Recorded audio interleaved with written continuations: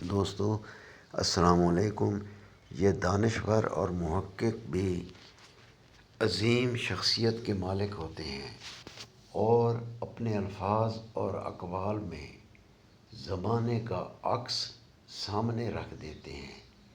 اگر ان کے اقوال پہ عمل کیا جائے بلا شبہ انسان اپنی زندگی بدل سکتا ہے۔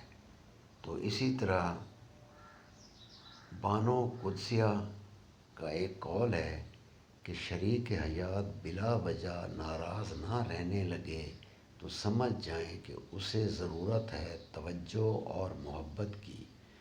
اس سے لڑنے کی بجائے اس کے احساسات کو سمجھنے کی کوشش کریں اور غور کریں کہ آپ کے رویے اور محبت توجہ میں کہاں کمی آ رہی ہے۔ دوستو، بانو قدسیہ کا یہ عظیم قول اچھا لگے تو پلیز چینل سبسکرائب کریں۔